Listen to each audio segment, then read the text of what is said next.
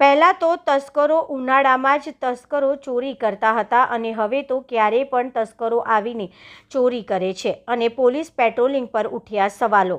અમરદીપ બંગલોઝમાં તસ્કરોનો હાથફેરો કર્યા બાદ પોલીસ 12 દિવસ બાદ પોલીસ એક્શનમાં આવી। શહેરના કૈલાસ પાર્ટી પ્લોટ પાસે આવેલા અમરદીપ બંગલોઝમાં તસ્કરોએ બંધ મકાનને નિશાન બનાવી લાખો મતાની ચોરી કરી હોવાની ઘટના સામે આવી છે। રહેવાસીએ જણાવ્યું હતું કે ગત 30 જાન્યુઆરીના રોજ જ્યારે તેઓ વતન ગયા હતા ત્યારે તસ્કરોએ તેમના મકાન નંબર F85ના તાળા તોડી અંદર પ્રવેશ કર્યો હતો। સોનું, ચાંદી, રોકડ રકમ અને કિંમતી ચીજવસ્તુઓ લઈ ફરાર થઈ ગયા હતા। સમગ્ર ઘટના સીસીટીવી કેમેરામાં કેદ થઈ છે। ભોગ બનનારા દ્વારા જણાવવામાં આવ્યું છે કે ઘટના બાદ તુરંત જ FIR નોંધવામાં આવી હતી। તેમ છતાંય 12 દિવસ સુધી તપાસમાં કોઈ ખાસ પ્રગતિ જોવા મળી નહોતી। છેક 12 દિવસ બાદ આજે પોલીસ તંત્ર સફાળું જાગ્યું અને સોસાયટી ખાતે ડોગની મદદ અને તપાસ હાથ ધરી હતી। સોસાયટીમાં એક પછી એક એમ 3 વખત ચોરીની ઘટનાઓ બની છે। રહીશોનો આક્ષેપ છે કે ચોરોને પોલીસનો કોઈ ડર રહ્યો નથી અને તેઓ બિંદાસ રીતે ચોરી કરી રહ્યા છે।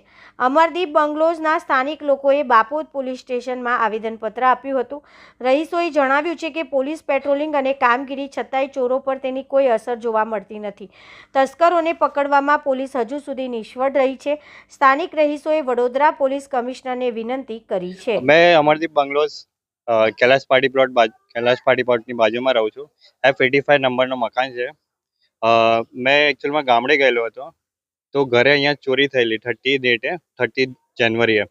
તો લોક તોડીને બધું જ્વેલરી, ચાંદીના થાળીવાળી અને કેશ લઈ ગયા છે। તો એના પછી FIR લખાઈ પણ FIRનું કોઈ નિવારણ થયું નહીં। આજ 20 દિવસ પછી આજે FIRનું થયું છે। બધું ડોગ લઈને આવ્યા છે, ફોરેન્સિક વાળા આવ્યા છે, તો અમને આવ્યું છે પછી 20 દિવસ પછી। મનમીત શર્મા। मैं पुलिस कमिश्नर श्रीने निवेदन करूँ છું કે અમારે ત્યાં પોલીસવાળાને થોડીક પ્રેશર કરે કે કામગીરી થોડીક ફટાફટ થાય અને પેલા ચોરોને પકડે। કારણ કે અમે ડરના માહોલમાં રહીએ છીએ। રાત્રે ઊંઘી નહીં શકીએ મોડેથી અને બધું पेट्रोलिंग વધારે કરે થોડુંક એ નિવેદન છે મારું। मैं मुस्कान भागचंदानी अमरदीप बंगलोज आजवा रोड वडोदरा से बात कर रही हूँ। 12 तारीख मिडनाइट को 2:45 पर मेरे घर में चोरी करने की कोशिश की गई है। विंडो खोल करके 2 सरिये निकाले हैं और ऑन द मोमेंट में आ गई, वरना और उसने मुझे चॉपर या छुरी पता नहीं क्या था वो दिखाया था। उसके बाद में भी मैंने चिल्ला करके उसको भगा दिया और हमने FIR दर्ज करवाई पर उन्होंने ली नहीं हमारी FIR। और 12 या 15 दिन के बाद कल FIR हुई है और आज पुलिस आई है, डॉग को भी लेके आए हैं। पर ये सब 12 दिन पहले हो जाना चाहिए था। तो मैं बोल रही हूँ ये कार्रवाई और आगे जल्दी फटाफट की जाए। हम लोग बहुत डर में रह रहे हैं, रात को सो नहीं रहे हैं।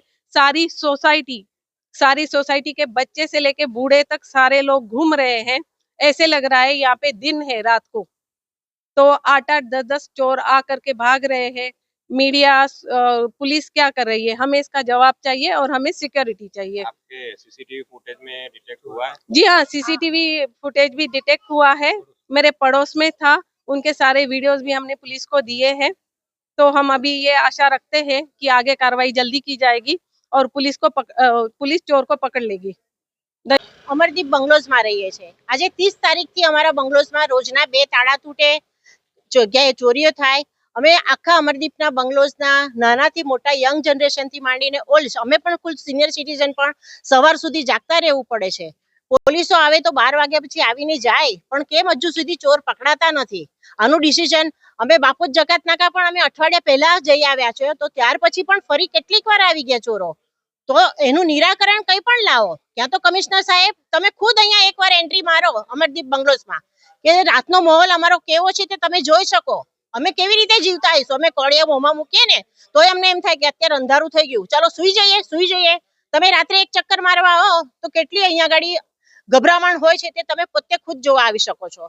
કેટલા ઘરના તાળા તૂટ્યા તમારા? 4 ઘરના તાળા તૂટી ગયા છે। અને પહેલા તો એક વાત પહેલા તો ચોર 1 વાગ્યા પછી આવતા હતા અને હવે તો રાત્રે 11 વાગ્યાના પણ આવે છે, જ્યારે તો બધા જ જાગતા જ હોય છે. સિટીમાં કોઈ 12 વાગ્યા સુધી સૂતા નથી, પણ એમને એનો પણ બીક નથી. 11 વાગ્યા ત્યાં તો લોકોને ત્યાં જમવાનું ના પત્યું હોય તે પહેલા તો અમારે દોડવું પડે છે. અમારે સિક્યોરિટી જોઈએ અને આની એક્શન જોઈએ, અને ચોર જે ટાઈમે પકડાય ને તે ટાઈમે અમારી સોસાયટીમાં પણ એમને લાવવા જોઈએ. અમરદીપ બંગલોઝમાં રહી રહ્યા છે અને બધા રહીશો જે અમરદીપ બંગલોઝમાં રહી રહ્યા છે એક ડરના માહોલમાં જીવી રહ્યા છે. સવારે પણ ડર લાગે છે, રાતે તો સૂઈ જ નથી શકતા. એક વખત ચોરી થઈ, બીજી વખત ચોરી થઈ, 3 વખત ચોરી થઈ. ચોરો બિંદાસ આવે છે, પોલીસની કઈ જ એમને અસર થઈ નથી રહી. પોલીસ વાળા આટલું બધું કરે છે પણ એની ચોરોને કઈ અસર જ નથી થઈ રહી. રોજે રોજ આવે છે અને બધા ડરના માહોલમાં જીવે છે. તો અમે પોલીસ કમિશનર, વડોદરાના પોલીસ કમિશનર્સને બસ એટલી જ વિનંતી કરવા માંગીએ છીએ કે અમારી સાથે સપોર્ટ કરે. અમે લોકો સોસાયટી વાળા પણ એમને સપોર્ટ કરવા તૈયાર જ છે. બધા સાથે મળીને ચોરોને પકડીએ અને આ ચોરોથી દહેશતથી અમે બહાર આવીએ અને અમે શાંતિથી અમારું જીવન જીવી શકીએ. બસ એ જ અમારું નિમણૂક છે, વિનંતી છે પોલીસ વાળાને કે ચોરને જલ્દથી જલ્દ પકડે અને આ મામલામાં જલ્દથી જલ્દ જેટલી જલ્દી કાર્યવાહી થઈ શકે એ કરે અને પોલીસને પકડે અને એને જેલમાં નાખે. બસ અમારે બધા આખા રહીશોની એ જ વિનંતી છે કે અમે આ ડરના માહોલમાંથી થોડા બહાર આવીએ, એમાંથી જરાક નોર્મલ જીવન જીવીએ. નોર્મલ જીવન જ નથી જીવી રહ્યા. સવારે પણ ડર લાગે છે, કશે બહાર જઈએ ત્યારે પણ બીએ છે કે ઘર બંધ છે, કોઈ આવી ના જાય. આ રીતે તો કેટલા દિવસ ચાલશે અને એનું કોઈ સોલ્યુશન નથી દેખાઈ રહ્યું. અમને બધું કરી રહ્યા છે પણ કઈ જ મતલબ નથી. ચોરો આવ્યા જ કરે છે. મારું નામ ધર્મિષ્ઠા ઠક્કર છે. હું પણ અમરદીપ બંગલોઝની સદસ્ય છું. એટલે આ તમને રિક્વેસ્ટ કરી રહી છું પોલીસ કમિશનરને કે આ બધામાંથી અમને બહાર કાઢો અને ચોરોને પકડો. ચોરો થોડા ડરે એવું કંઈક કરો. જય શ્રી